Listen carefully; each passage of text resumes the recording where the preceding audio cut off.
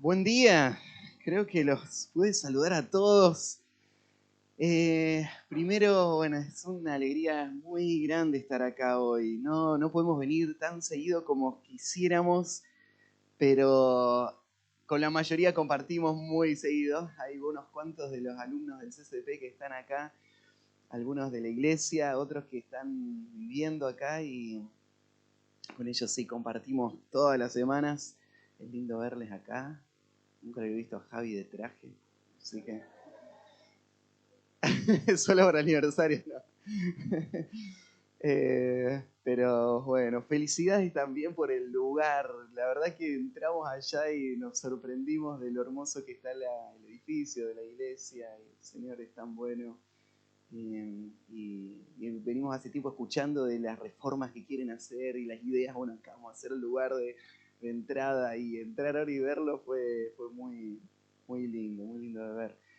Y bueno, la iglesia es realmente una iglesia muy linda, como decía aquel hermano. El Señor les está bendiciendo, está afirmando, está trayendo fruto y ya les está usando. El testimonio de su iglesia está siendo de bendición para otros lugares también, y desde lejos se escucha de las cosas lindas que el Señor está haciendo acá y del crecimiento que va dando. Así que nos ponemos tan contentos y pensamos lo que viene todavía para el futuro.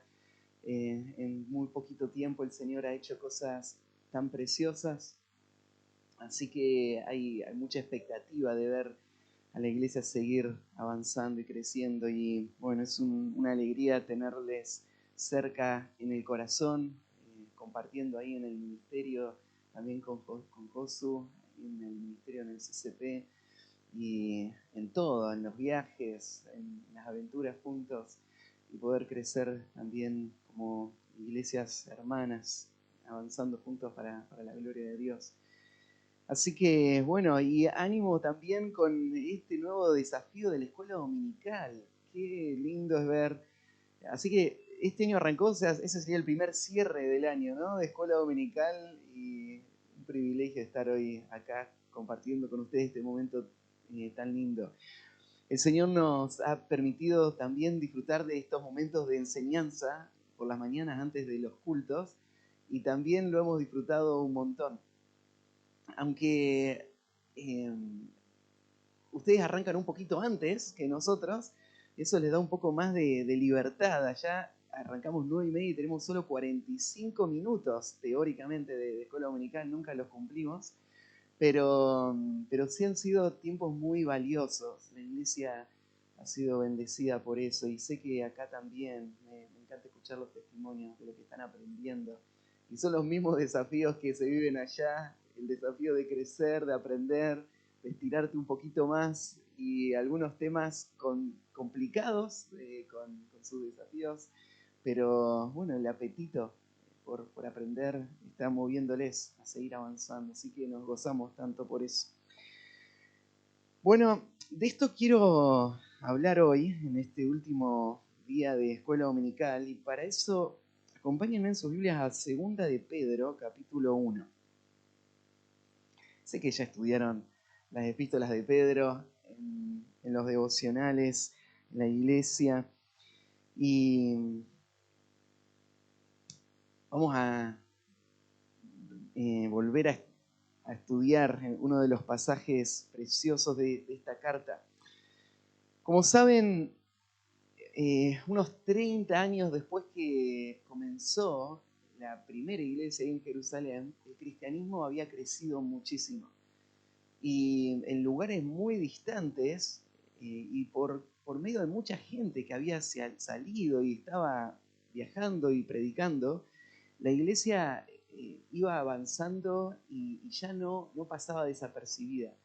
La iglesia no era solo un pequeño grupo ahí de gente más extremo, radical, sino que ahora los romanos estaban pensando: ¿qué está pasando? ¿Qué es este movimiento? Y tenían temor, tenían miedo de que todo el movimiento cristiano cambie toda la cultura romana. Tenían miedo de que afecte las bases económicas de Roma, la vida religiosa, las prácticas que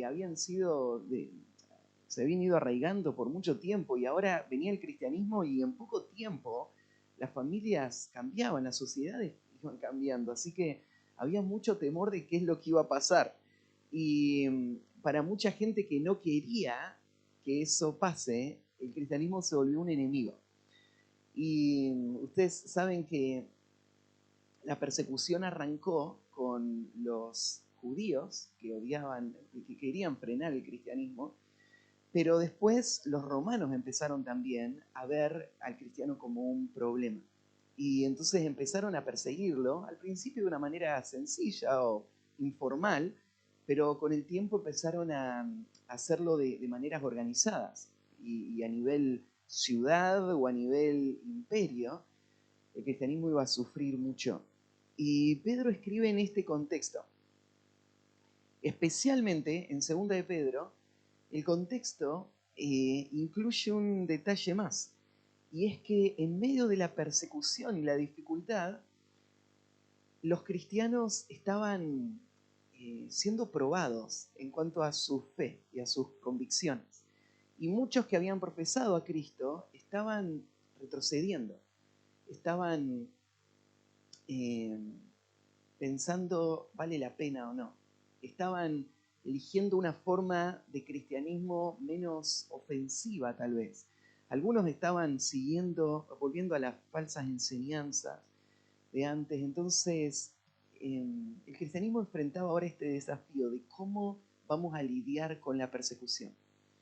Y para eso, Pedro escribe esta carta pensando en afirmar a los creyentes frente a estos desafíos. Y en esta primera parte de la carta, Pedro va a mostrar un aspecto de la vida cristiana que tiene que ver con esto de la escuela dominical, que es lo que estamos pensando esta mañana. Y es la necesidad de avanzar y de crecer. Pedro nos va a mostrar de que para el cristianismo retroceder no es una opción, pero estancarnos tampoco lo es.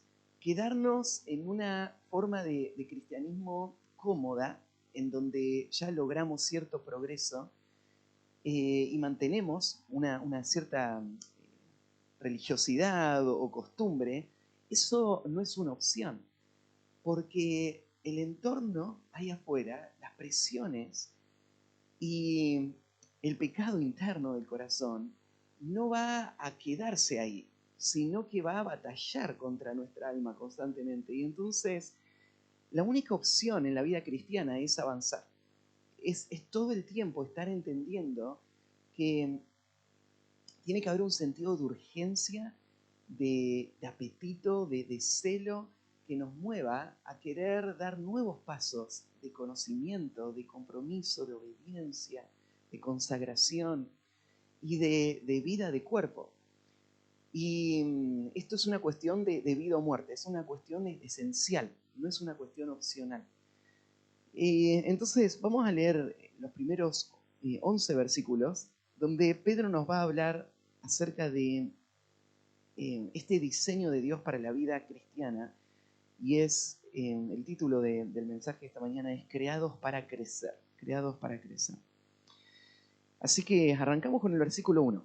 Dice, Simón Pedro, siervo y apóstol de Jesucristo, a los que habéis alcanzado por la justicia de nuestro Dios y Salvador Jesucristo, una fe igualmente preciosa que la nuestra.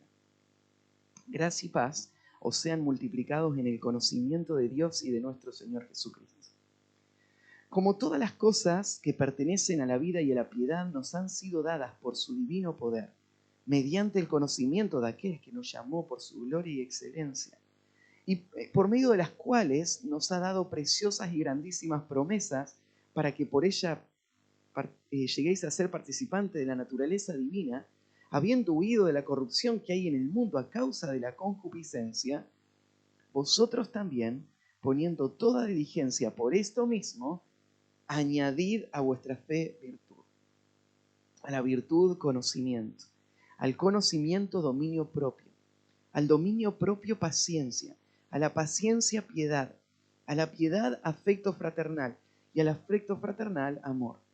Porque si estas cosas están en vosotros y abundan, no os dejarán estar ociosos ni sin fruto en cuanto al conocimiento de nuestro Señor Jesucristo. Pero el que no tiene estas cosas tiene la vista muy corta, es ciego, habiendo olvidado la purificación de sus antiguos pecados. Por lo cual, hermanos, tanto más procurad hacer firmes vuestra vocación y elección, porque haciendo estas cosas no caeréis jamás. Porque de esta manera os será otorgada amplia y generosa entrada en el reino eterno de nuestro Señor y Salvador Jesucristo. Bueno, los primeros versículos son la salutación de la carta y como esperaríamos en una salutación tenemos el autor, tenemos los destinatarios y un breve saludo, pero que sirve como también una introducción al tema que se va a tratar en la carta. Así que arranca, ¿no es cierto? No hace falta una presentación. Simón Pedro usa los dos nombres con el que conocemos a esta persona. Y Pedro para este momento ya llegó a la última etapa de su vida. Él, ¿se acuerdan cuando era más joven? Había sido llamado por Cristo desde el barco de la empresa pesquera familiar a que él se convirtiera en un apóstol, en un hombre no solamente que Cristo eligió para tener una relación cercana, sino para ser un representante oficial del mensaje que Cristo había enseñado, del Evangelio. Así que Pedro se convirtió no solamente en un apóstol, sino en el líder del equipo, del grupo apostólico, el vocero, uno de los pilares, lo llama Pablo, del cristianismo. Así que en todo este movimiento mundial que estaba pasando, Pedro está en el corazón de todo eso. Él es un vocero para todo el cristianismo. Así que su nombre al principio de esta carta pone mucho peso de autoridad sobre esta carta. No sé si saben que Segunda de Pedro fue una de las últimas cartas en ser reconocidas como parte del canon. Y es que en la primera etapa hubo un tiempo donde las cartas fueron siendo usadas por la iglesia de diferentes formas, y esta carta, tanto por su contenido y por la amplitud de su circulación, al principio había iglesias que no la habían incluido dentro de esas listas. Pero el tiempo, cuando llegó el momento de poner a prueba los libros, esta carta claramente era una de las que tenían que estar como parte del canon. Así que el apóstol Pedro es el autor. Se llama él mismo un siervo, mostrando ahí su actitud hacia el ministerio. Y apóstol, la posición que el Señor le dio de estar en este rol, de ser esa voz autorizada por Cristo para hablar en su nombre. Los que van a recibir esta carta, los que habéis alcanzado por la justicia de nuestro Dios y Salvador Jesucristo una fe igualmente preciosa que la nuestra. A diferencia de la primera carta, Pedro acá no nombra los destinatarios puntualmente, ni por nombre, ni la iglesia específica en donde está, sino que él, con este título bien amplio, nos hace pensar en toda esa gente que estaba viviendo esa dificultad. Y Pedro lo que hace es pone en esa gente un sentido de pertenencia, un sentido del tesoro que han recibido. En medio de todo ese entorno donde está siendo bombardeado ese creyente con falsas doctrinas, con ataques que vienen de afuera, él les hace recordar su identidad y le hace recordar la identidad común que tienen todos los creyentes en todo lugar. Aún en relación a Pedro, este es el valor que ellos van a sentir. El apóstol Pedro se está poniendo al lado de ellos, identificándose con ellos. Y el valor que tiene la vida cristiana de ellos está ligado a esa fe.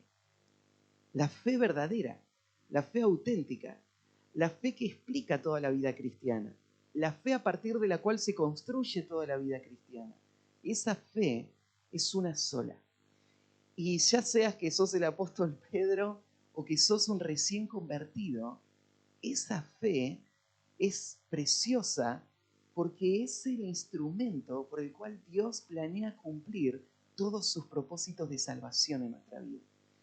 Entonces, Pedro arranca poniendo esa base, mostrando la centralidad de esa fe y lo preciosa que es. Y la salutación, gracia y paz.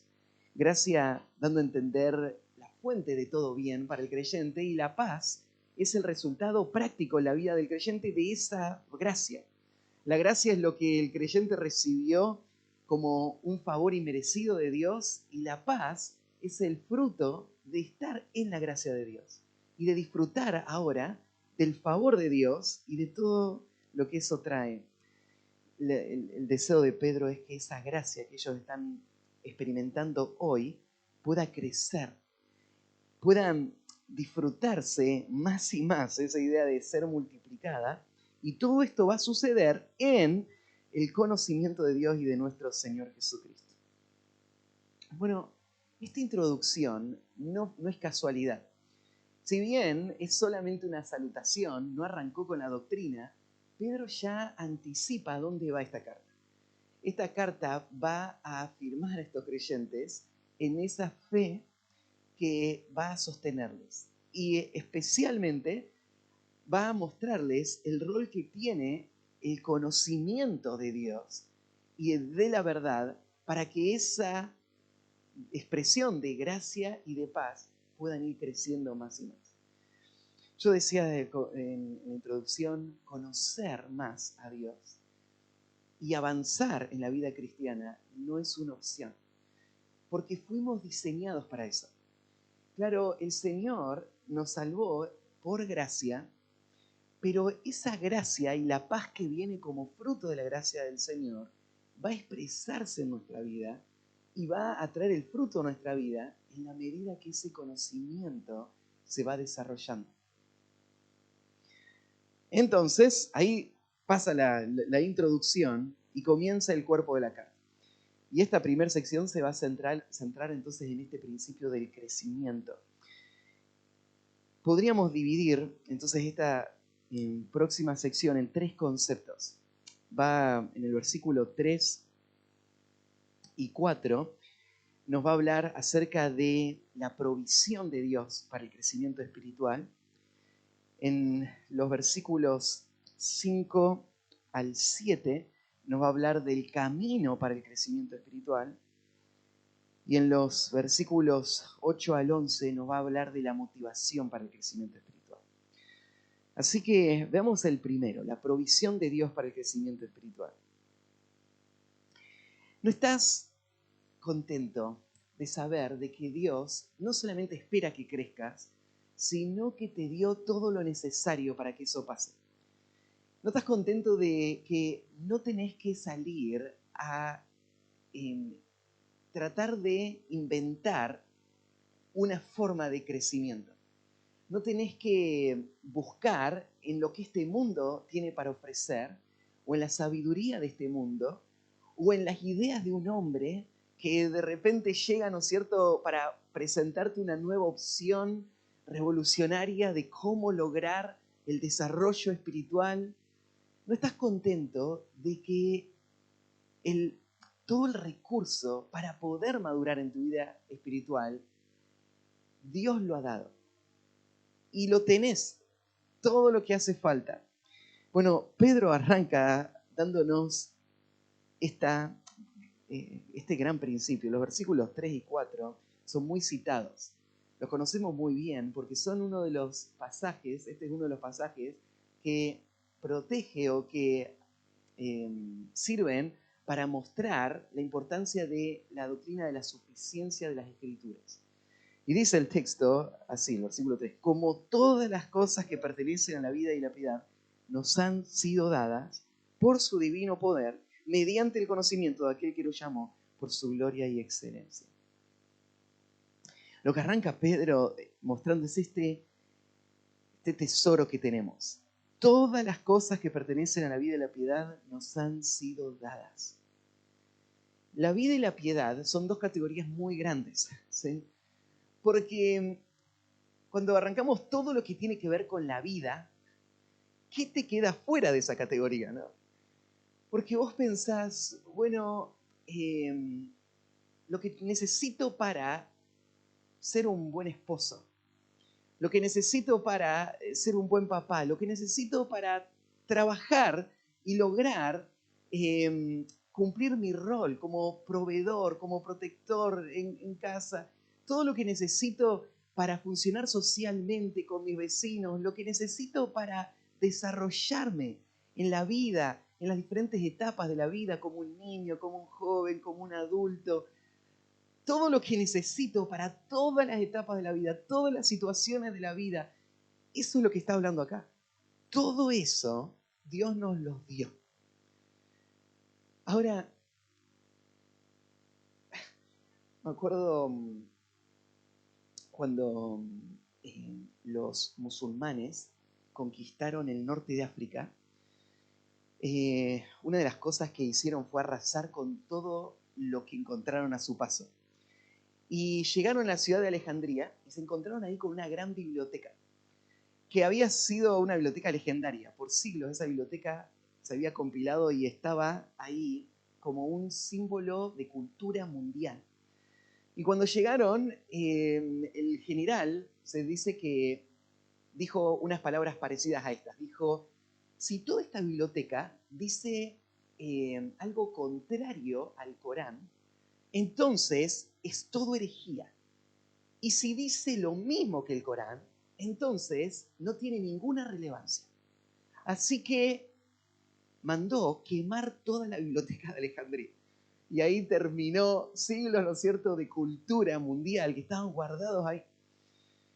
Entonces, bueno, cuando vos lees un texto así, dice, mira, todo lo que necesitas para la vida está en las Escrituras. ¿Qué significa eso para el cristiano? ¿Significa que no tiene ningún valor, por ejemplo, ir a una universidad para aprender ingeniería? Porque todo lo que necesito para la vida está en este libro y realmente lo está. No es esto algo simbólico, es algo literal. En este libro tenés todo lo que necesitas. Entonces eso significa como los árabes, como los musulmanes que dicen, bueno, destruyamos todo el conocimiento que hay que dio el mundo porque no tiene ninguna relevancia. Seríamos ser un pueblo del libro y hablar de la suficiencia de las Escrituras nos hace creer que no hay ningún valor en nada más que existe en este mundo. Bueno, claramente no. Por eso están muchos de ustedes estudiando en otros lugares. Pero, ¿a qué se refiere? Bueno, lo que se refiere es que todo conocimiento verdadero es conocimiento de Dios. No hay conocimiento que el hombre pueda adquirir que no tenga a Dios como fuente. Claro, el mundo, nosotros sabemos hay dos fuentes de conocimiento. Está el conocimiento que viene por la revelación general y el conocimiento que viene por la revelación especial. Ahora, la revelación general, que es toda esta creación, es un conocimiento verdadero, pero no es un conocimiento completo. Es un conocimiento que puede hacernos ver algunas cosas de Dios, pero es un conocimiento que tiene un propósito muy limitado. Las Escrituras son un conocimiento que pone en un marco todo el resto del conocimiento que pueda el hombre jamás alcanzar. La Escritura es la base para cualquier conocimiento verdadero. Porque aunque la Escritura no es un libro científico que nos va a explicar cómo funciona el cuerpo humano, por ejemplo, en detalle, sí nos explica las preguntas más importantes del cuerpo humano, que son origen, propósito, destino, que ponen el marco correcto para entender cualquier otro conocimiento del cuerpo humano. Pero la Escritura es una base a partir de la cual podemos entender cualquier otra cosa de forma correcta. Ahora, bueno, por un lado tenemos esto, todo conocimiento para la vida está en las Escrituras. Agrega algo más, el conocimiento para la vida y la piedad. Porque esta vida no tiene como propósito solamente subsistir, ¿no? Fuimos creados por un creador con un propósito supremo, que es vivir para su gloria. El pecado que entró en el mundo arruinó el corazón del hombre y trajo grandes consecuencias a este gran propósito. La piedad tiene que ver con ese propósito, tiene que ver con una vida que tiene a Dios como centro, que está rendida a ese Dios, que ama a ese Dios, que teme a ese Dios y que vive todo en esta vida a la luz de este gran fin del hombre, que es vivir para la gloria de Dios. Las Escrituras fueron dadas para poder guiar al hombre a este gran fin supremo. Todo lo que el hombre haga fuera de este fin es inútil, porque para esto fuimos creados. Esto es lo que va a traer gozo real y bendición eterna al hombre. Vivir para la gloria de Dios. Y la Escritura es lo único que tenemos para poder ir a esto, a ese propósito. Entonces lo que Pedro está diciendo acá es muy importante. Lo que él nos está diciendo es, vos tenés todo de parte de Dios para poder entender esta vida y para poder desarrollarte en esta vida, en todos los ámbitos de esta vida, y sobre todo para lograr el fin máximo por el cual vos existís, vivir para la gloria de Dios. Y cuando dice todo, es todo. No hay ningún momento en la vida en donde un creyente que conoce las Escrituras esté sin herramientas para responder a esa situación. Entonces, pero Matías, yo muchas veces me siento así. Muchas veces me siento que decimos nosotros, se nos ardieron los libros. Nos quedamos sin idea, ya no sabemos qué hacer. No entiendo cómo avanzar, no sé a dónde recurrir.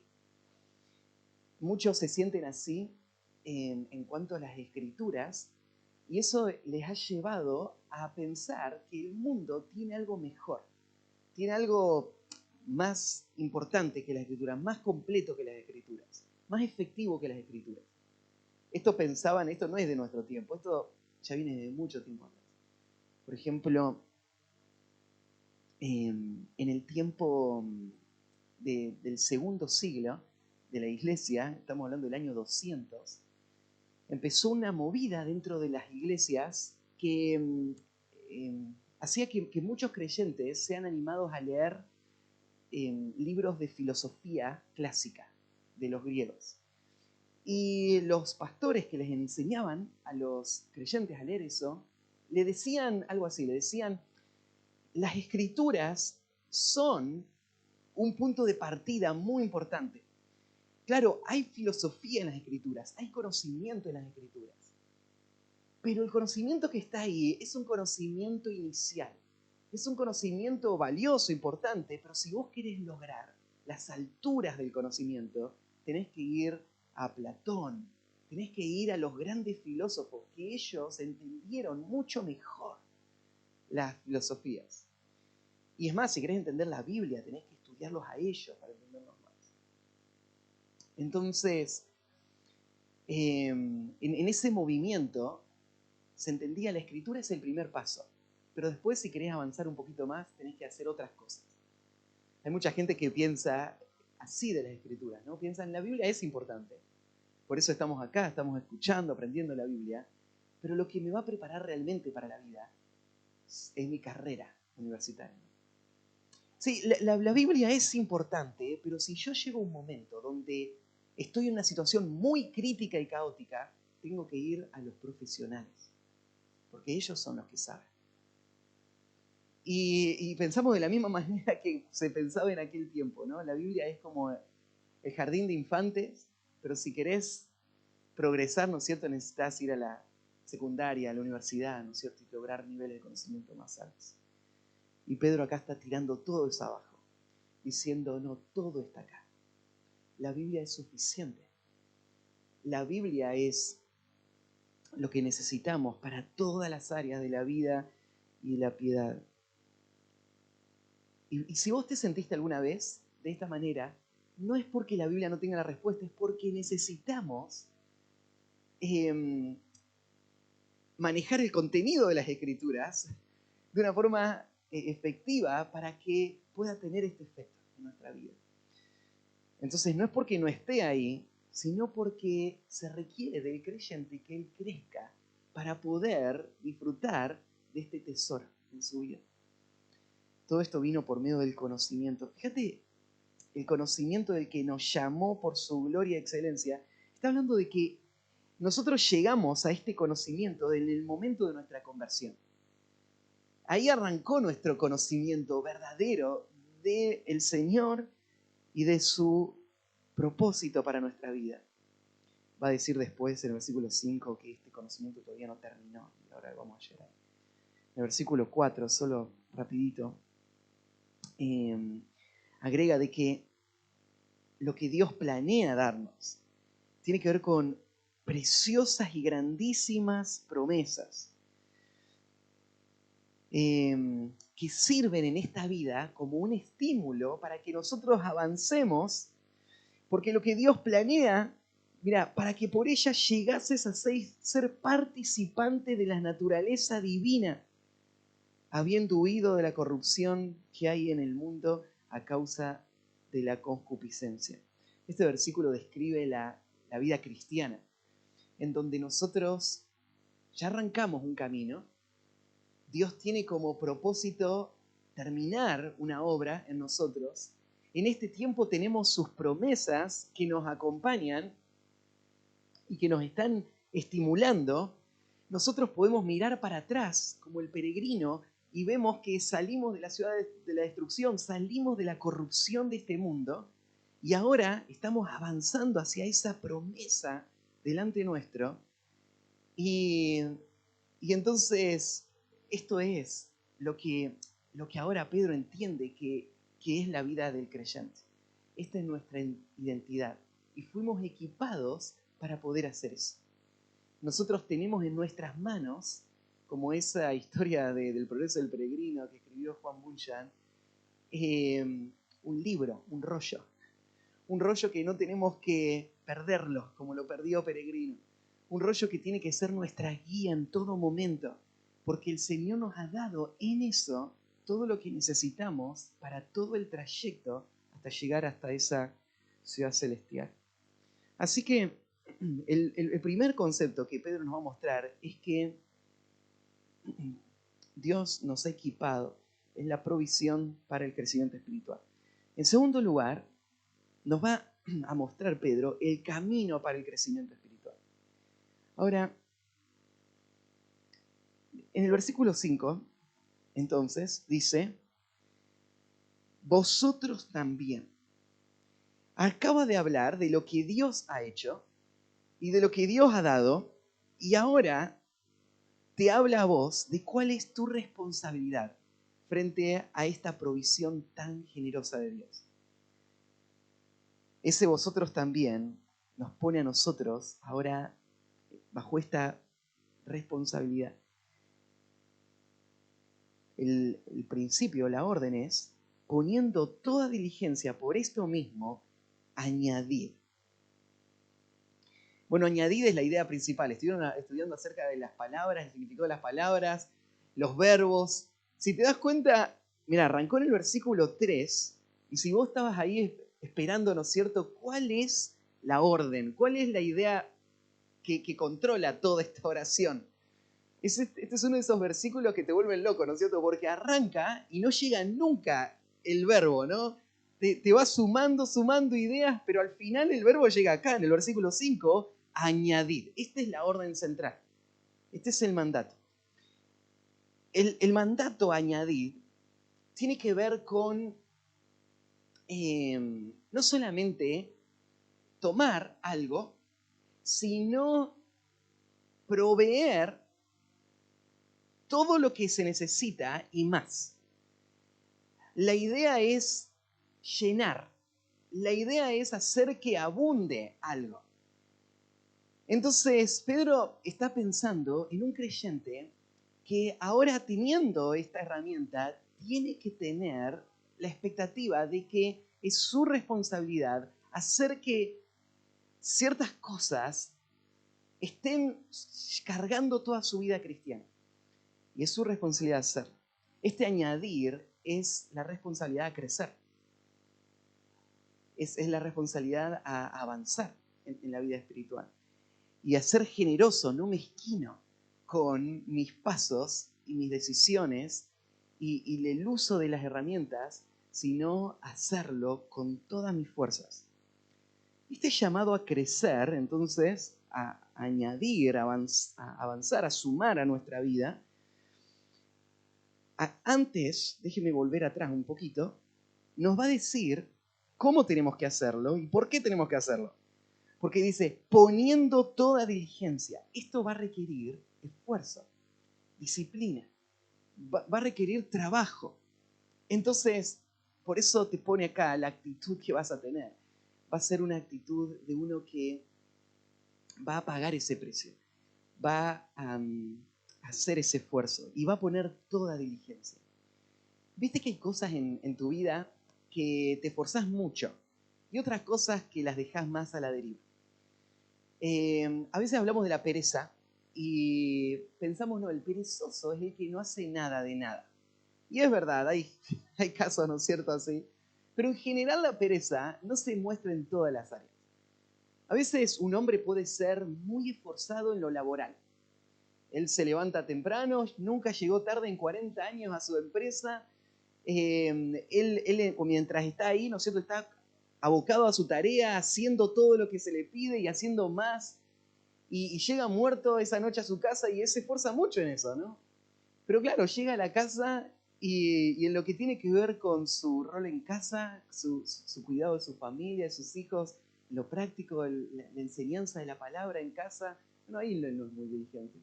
Él se levantó a las 6 para no llegar temprano, pero no se levantó a las 5:30 para hacer su devocional antes de salir para su trabajo. Entonces, somos perezosos en algunas y disciplinados en otras.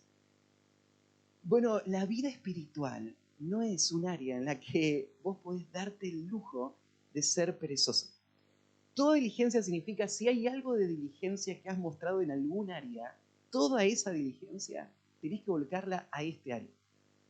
Si vos entendés lo que significa ser diligente en algo, aplica eso mismo a esto. Tu crecimiento espiritual tiene que verse de esa misma manera, con la misma pasión, determinación, esmero, toda diligencia. Y agrega algo más, por esto mismo. Querer crecer no es suficiente para el creyente. Para el creyente, lo que él necesita es querer crecer con la motivación correcta, por la razón correcta. ¿Cuál sería la motivación correcta para crecer? Bueno, podemos imaginar algunas que no serían correctas, ¿no? Si uno dice, bueno, yo quiero crecer porque me gustaría un día tener un lugar en el ministerio y yo veo que los hombres saben mucho de la Biblia, entonces yo necesito aprender más para poder estar con ellos, ¿no? Y poder también tener un lugar en algún momento. Y veo que la vara se va alejando cada vez más. Cuando la iglesia está arrancando, ¿no es cierto? Uno mira y dice, bueno, me tengo que esforzar. Cuando ve que los hombres crecen y crecen y crecen, dice, pero ¿cuándo voy a llegar ahora? Siempre se te va más lejos la meta. Pero crecer para poder tener un ministerio no es una buena motivación. Crecer, por ejemplo, podría pensar, bueno, yo necesito crecer porque veo que casa no están bien y necesito crecer para que mejore nuestra vida familiar. Bueno, claro, el crecimiento va a traer esto como fruto, va a haber madurez y cosas van a mejorar, pero esta no es la razón por la que crece el Hijo de Dios. ¿Por qué crece el Hijo de Dios? Acá te pone Pedro esta expresión, por esto mismo, lo cual te lleva a los versículos anteriores que leímos. ¿Por qué crece el Hijo de Dios? No, crece el Hijo de Dios porque Dios nos ha dado estas promesas preciosas y grandísimas. Crece, ¿no se escucha bien? Bueno, perdón. Crece porque el Señor nos ha salvado con un propósito y Él nos asegura que Él va a cumplir ese propósito en nuestra vida. Crecemos, parecido a Filipenses capítulo 2, versículo 12 y 13 creo que era, cuando dice que tenemos que ocuparnos de nuestra salvación con temor y temblor. O sea, tenemos que crecer, tenemos que vivir nuestra vida espiritual de una forma fiel. ¿Pero por qué? Sabiendo que Dios es el que produce en nosotros el querer como el hacer por su buena voluntad. Lo que nos motiva a esforzarnos en la vida cristiana es saber que Dios ya prometió hacer esto en nosotros. Que su poder va a estar obrando y que Él planeó esto para mí. Entonces ahora ya no hay temor. Ahora no es una cuestión de esfuerzo personal y de mérito personal, sino que es una cuestión de identidad. Esto es lo que soy. Para esto fui salvado. Esto es lo que Dios va a hacer en mi vida. Entonces, ¿qué otra cosa puedo hacer más que crecer? Y además, ya no hay temor, porque yo sé que aunque me cuesta la gramática, aunque me cuesta luchar con el pecado, aunque me cuestan entender algunas cosas, yo sé que Dios va a hacer esto en mi vida. Porque Él prometió que yo voy a crecer y que voy a llegar a ser como Cristo un día. Entonces, no estoy enfrentando esto como un proyecto personal. No estoy enfrentándolo con las fuerzas personales. Lo estoy haciendo con la confianza en el Dios que va a hacer la obra en mí. Entonces, Pedro te está haciendo pensar esto. Por esto mismo, o sea, ya que somos esto, ya que tenemos esto, ya que Dios ha dicho esto de nosotros, bueno, entonces ahora vamos adelante. Añadir. Y nos da, Pedro, un camino de cómo avanzar. Este camino no creo que sea el camino oficial del crecimiento cristiano. Porque la verdad es que esta misma lista, de esta manera puntual, no aparece en ningún otro lugar. Entonces sería muy raro, ¿no es cierto?, que Pedro sea el que finalmente nos dio la clave para crecer espiritualmente. La verdad es que muchísimos pasajes hablan de cómo debe ser el crecimiento espiritual. No es un solo pasaje. Pero este pasaje nos da un patrón. Nos muestra, Pedro, miren, es así.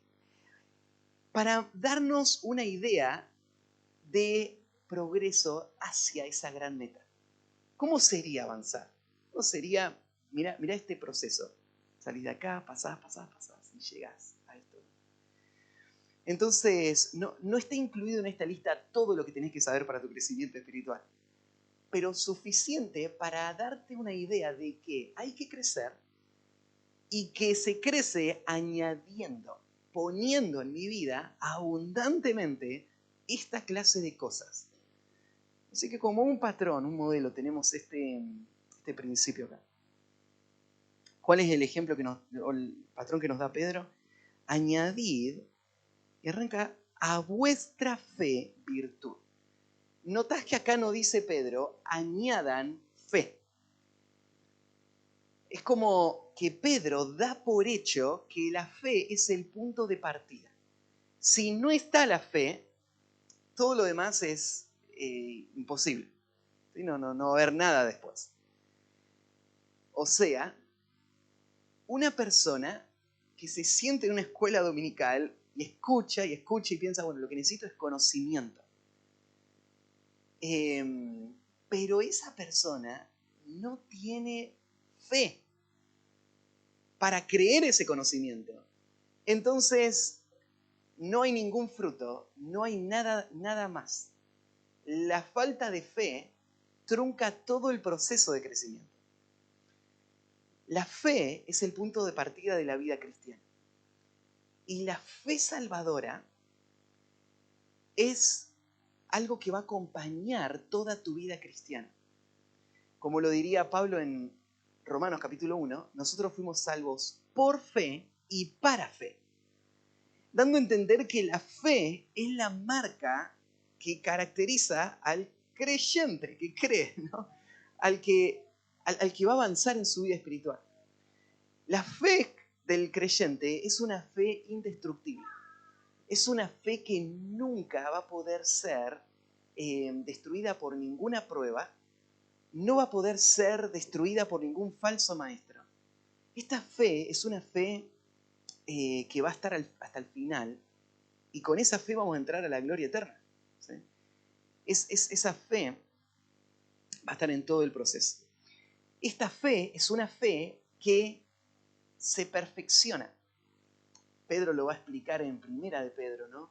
Esa fe que es mucho más preciosa que el oro, pero que en la prueba va siendo limpiada.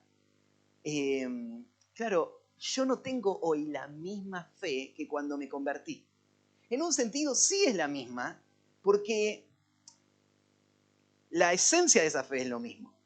Pero esa fe ha sido pulida, ha sido golpeada, ha sido instruida. Y esa fe está en este proceso en donde Dios planea que cuando Cristo venga, dice Pedro, esa fe sea hallada en gloria, alabanza y honra. O sea, cuando Cristo venga, Él va a alabar mi fe. ¿Sí? Y Él va a honrarla y darle gloria a esa fe con la cual empezó la vida cristiana y se está desarrollando. La fe es el principio básico del creyente. Es lo que hace posible el crecimiento. Sin fe es imposible agradar a Dios. Sin fe no hay nada. Pero una vez que está la fe, eso no es el final. No es que diga, sí, yo creo y ya estoy tranquilo.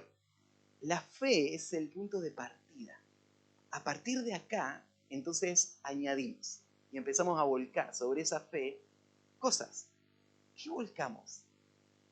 Volcamos, añadida a vuestra fe, virtud. Virtud. La palabra virtud tiene que ver con excelencia. Es una cualidad que para poder definirla necesitas asociarla con algo. Porque virtud en sí misma implica que eso de lo que estoy hablando está desarrollándose en una manera óptima. Pero tengo que definir de qué estoy hablando primero. Entonces, por ejemplo, si hablo de un cuchillo y digo, este cuchillo tiene virtud, ¿a qué me refiero? Me refiero que corta bien, ¿sí? Me refiero que corta, pero virtud no es cortar. Virtud es que este elemento cumple el propósito por el cual existe y lo hace bien. Entonces, del cuchillo es cortar, del martillo, bueno, es golpear, de diferentes cosas, ¿no? Podemos pensar, y virtud tiene que ver con excelencia. Para el creyente, lo primero que él añade a la fe es virtud. ¿Y qué implica virtud? Es que el creyente tiene que tener una perspectiva de su vida cristiana no mediocre o superficial, sino excelente. Él tiene que pensar que a lo que tiene que aspirar es a que él pueda vivir estos años que tiene acá en la tierra de tal manera que su vida pueda ser aprobada por Cristo. Que él pueda escuchar, buen siervo y fiel, ahí está la virtud, ¿no es cierto? Ahí está bien, se hizo bien, se vivió bien, se decidió bien, se alcanzó, sería, por ejemplo, alcanzar todo aquello para lo cual también fui asido por Cristo Jesús, como dice Pablo en Filipenses capítulo 3. Virtud sería lograr lo máximo de la vida cristiana. Es como ese corredor que quiere ganarse el premio. ¿Por qué esta tiene que ser la primera cualidad? Bueno, es que se va a necesitar gran esfuerzo para desarrollar tu vida cristiana. Y si no tenemos en nuestra mente la virtud, y si no cultivamos en cada área de nuestra vida la virtud, entonces va a quedar truncado el proceso.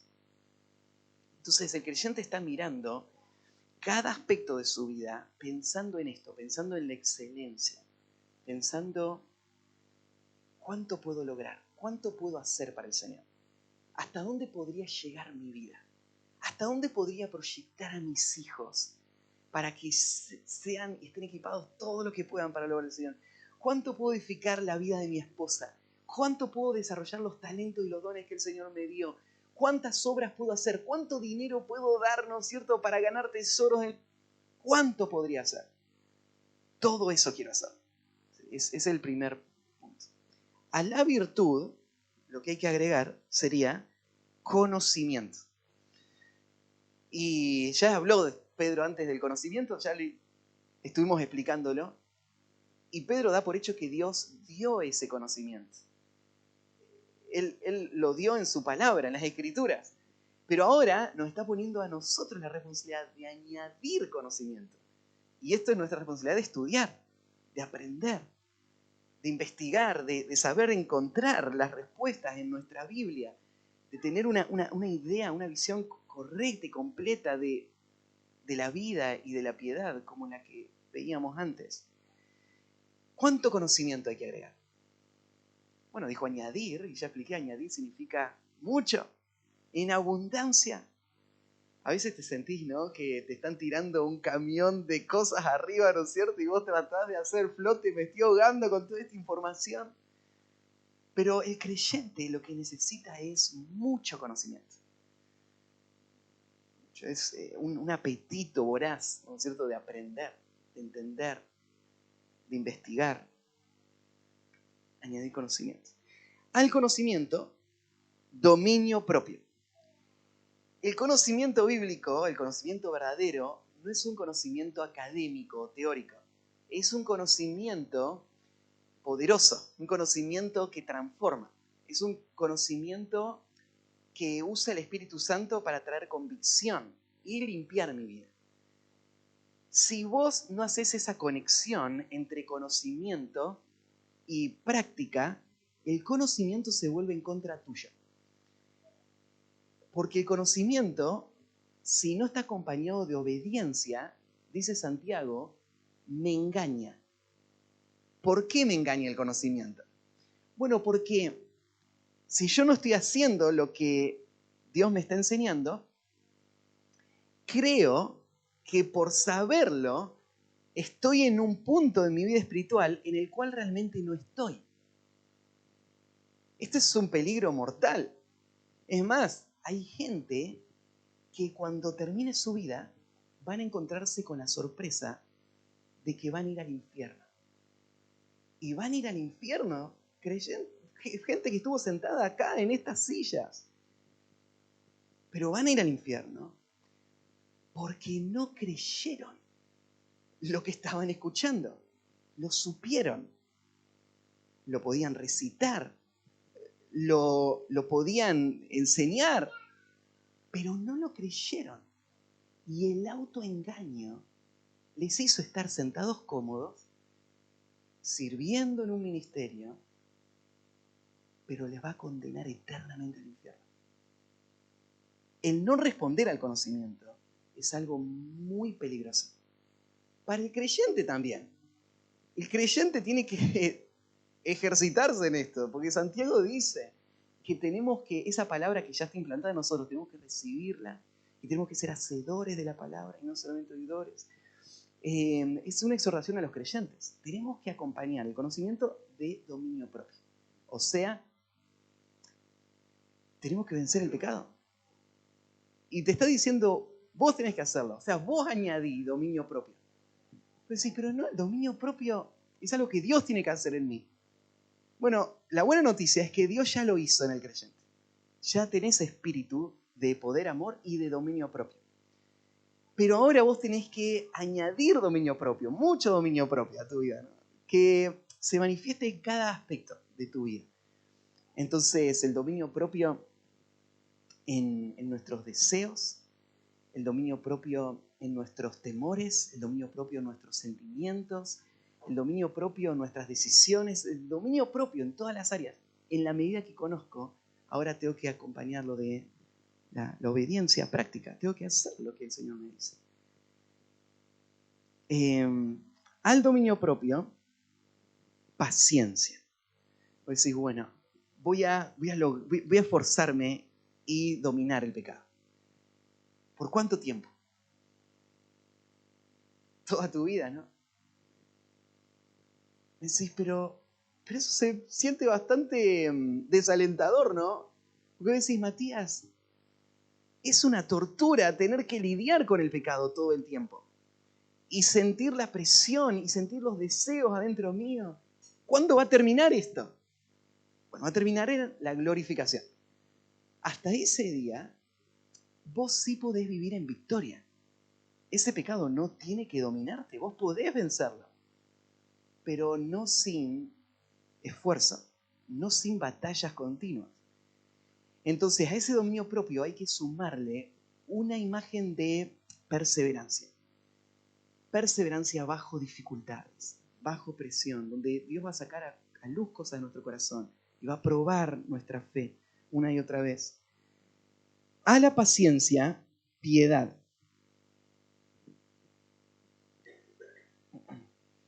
Estoy viendo la hora, a las 1:30 termina, ¿no? Quedan 5. Bueno, vamos a ver cómo terminamos todos estos 11 versículos. A la paciencia, piedad. Mira, piedad es, yo les decía, esa vida de amor y temor reverente a Dios. Si vos dominás tu pecado, pero no estás teniendo a Dios como fin de lo que estás haciendo, aún este proceso va a quedar truncado. Porque ¿para qué vos estás luchando con el pecado? Es para vivir una vida de comunión ininterrumpida con Dios. Para vivir una vida del gozo de la presencia de Dios. O sea, la vida cristiana no es solamente regulaciones y información y entonces mejoramos nuestras formas, nuestras maneras, nuestra liturgia. Tiene que ver con piedad la vida cristiana. Y piedad significa lo que pasa dentro de tu corazón. Piedad tiene que ver con motivación. Tiene que ver con tu amor por Cristo. Tiene que ver con tu temor reverente a Dios y no solamente con que puedas cumplir con las reglas.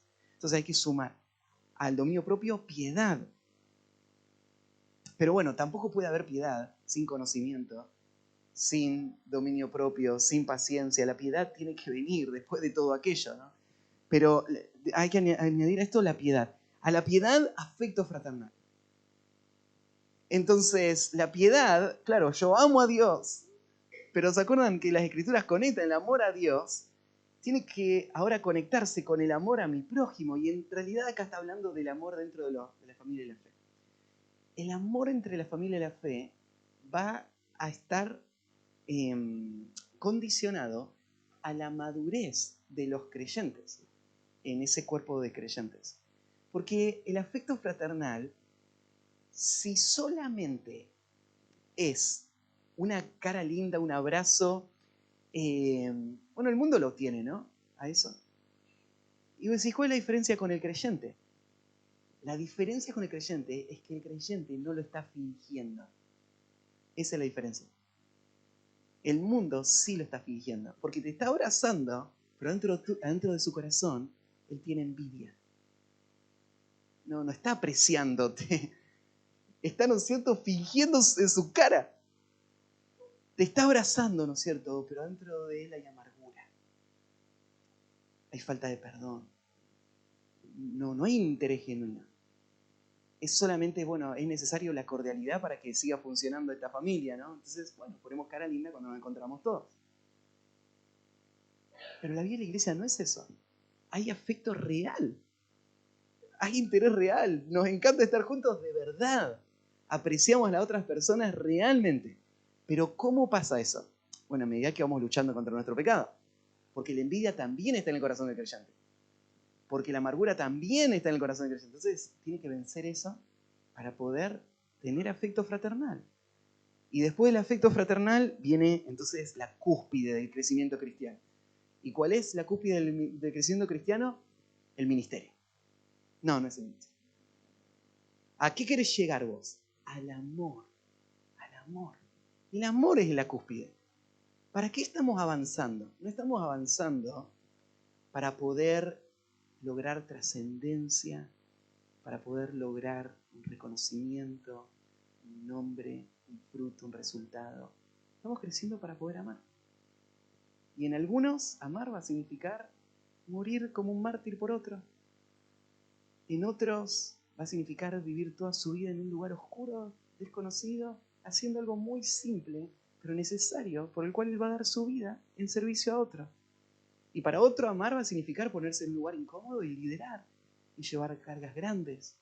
Pero amor es el fruto al que se dirige el crecimiento espiritual. Entonces, el amor está en el creyente. Si no amamos, no somos salvos. Pero el amor en el creyente está afectado, está estorbado por el pecado. A medida que vamos limpiando el pecado, el amor que ya está ahí se va expresando con más claridad, con más libertad, sin todos esos, sin todas esas barreras y trabas. Entonces, añadimos a la fe de amor. Ahí está el camino. Hay que crecer. Hay que avanzar en la vida cristiana. Y la motivación sería el último.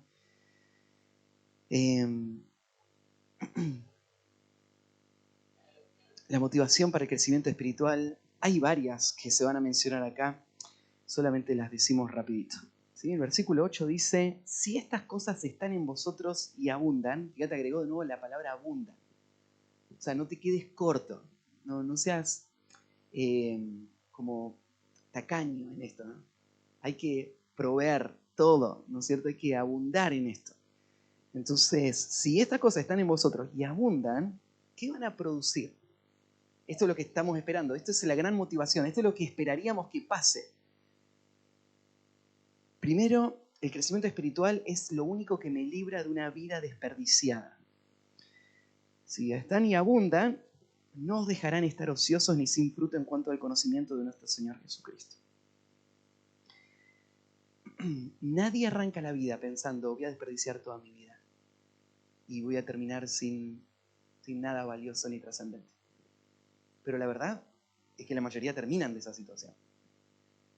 Y si vos no haces algo, vas a terminar ahí, con una vida totalmente perdida y desperdiciada. ¿Y cómo hago para no desperdiciar toda mi vida? Crecer. Es el único camino. Si vos añadís todas estas cosas a tu vida, estas cosas van a empujarte a tomar las decisiones correctas para traer el fruto necesario a tu vida, con el que Dios quiere bendecirte. Por toda la eternidad vos vas a estar disfrutando del resultado de esta vida, si vos creciste. En segundo lugar, el crecimiento espiritual es lo único que me libra de la ignorancia destructora. Porque dice el próximo versículo, pero el que no tiene estas cosas, tiene la vista muy corta, es ciego habiendo olvidado la purificación de sus antiguos pecados. Acá está describiendo un hombre que, como no está creciendo, no ve nada. Es como un chicato, ¿no? Que tiene que ver las cosas muy de cerca, pero las cosas lejos no las alcanza a ver. Es un creyente con estas características, un creyente inmaduro, solo ve lo que tiene al frente de su nariz. No entiende de qué se trata esta vida. No entiende los propósitos más grandes. No entiende nada. Solamente está tomando todo el tiempo decisiones en base a la urgencia del momento, a la lógica humana, pero no tiene madurez. Entonces, está condenado a tomar decisiones que le van a terminar destruyendo, como un ciego que se tropieza con todo, ¿no? Y, y él no se acuerda ni siquiera su propia identidad, las cosas más básicas, ¿no? Su propia salvación. El próximo, el crecimiento espiritual, es el único que me libra de la apostasía y la esclavitud al pecado. Versículo 10, por lo cual, hermanos, tanto más procurad hacer firme vuestra vocación y elección, porque haciendo estas cosas no caeréis jamás. La única forma en la que nos vamos a asegurar de no caer, y acá habla, en esta caída, está hablando de la caída devastadora, final, destructora. Esta es la caída de la persona que va a perderse. Es su caída final. No está hablando acá de que si yo crezco no voy a pecar, porque eso sí pasa con el creyente. Pero lo que está pensando acá Pedro es, una persona que no crece, tal vez su problema es mucho más profundo. Porque el creyente fue creado para crecer. Entonces, si vos creces, ¿cuál es el beneficio de crecer? Es que vos vas a ver el fruto de tu conversión. Vas a tener confianza en tu identidad. Vas a ver que vos fuiste elegido para salvación y que vos fuiste llamado por el Señor para esta vida, porque vos estás viendo ese fruto. Y entonces, si vos fuiste salvado y elegido, entonces, ¿qué temor hay a el infierno? Ningún temor, porque vos sos de Cristo. Pero la contraparte sería, si yo no crezco, entonces tal vez esto sea un síntoma de que yo voy a caer, de que mi vida espiritual solamente fue algo pasajero. Fue como esa semilla que se sembró, pero no hubo crecimiento, no hubo fruto. Entonces, aparentó vida espiritual por un tiempo, pero después te diste cuenta que no había verdadero amor por el Señor. No había verdadero amor por la palabra, no había un deseo de obediencia al Señor. Entonces, ¿qué pasó? Cayó. Y cayó a su perdición, cayó a su destrucción. No es que la vida es...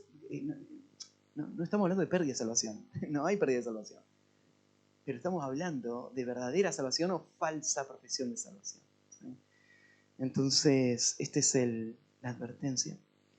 Y el último, el crecimiento espiritual es el único que me libra de la desaprobación de mi Señor. Versículo 11, porque de esta manera os será otorgada amplia y generosa entrada en el reino eterno de nuestro Señor y Salvador Jesucristo. Vos no querés llegar al cielo como uno que entró como por fuego, como dice 1 Corintios. Dijo, el crecimiento espiritual es el único que me libra de la desaprobación de mi Señor. Entonces, no querés llegar ahí como uno que solo pasó por fuego. Vos querés llegar y que el Señor te diga, bien, buen siervo y fiel. Sobre poco has sido fiel, sobre mucho te pondré. Lo que querés es una gran recepción en el cielo. Y no pensando en toda la gente que va a estar ahí, sino pensando en el Señor. Porque él termina diciendo así, es el reino eterno de nuestro Señor y Salvador Jesucristo. De Él estamos pensando. Con el encuentro con Él estamos imaginando. Entonces, crecemos porque no nos atrevemos a no crecer pensando en lo que va a ser verle la cara a Jesús si no lo hicimos. Crecemos porque realmente estoy anticipando eso, ¿no? Yo estoy queriendo que Él me reciba con el gozo de haber aprobado mi vida. Entonces, por eso es que voy a esforzarme por crecer. Así que tenemos mucho por delante, toda una vida. ¿Sí? La escuela dominical es una herramienta y no es como la universidad, la estudiás, ¿no es cierto?, unos años y ya estás listo para toda una vida. La vida cristiana va a requerir crecimiento y esfuerzo siempre. Pero van por buen camino. Esto es algo que el Señor está usando y que el Señor pueda seguir haciéndolo para su gloria. Oramos, ¿quieren? Terminamos. Padre, gracias por esta oportunidad que nos has dado esta mañana de abrir tu palabra en este contexto. Una iglesia preciosa, una iglesia fiel, una iglesia que está avanzando, una iglesia que entiende el valor de cada cosa que se mencionó esta mañana y que están buscando tu tu gracia, tu bendición cada día para poder seguir. Te pido, Señor, que tú les guardes, les protejas, les sostengas, les dirijas y que con tu gracia tú puedas traer mucho fruto y crecimiento. Gracias, Señor, por los que se dedican a enseñar en cada una de esas clases. Bendíceles, fortaléceles y úsales para tu gloria. En el nombre de Cristo Jesús. Amén.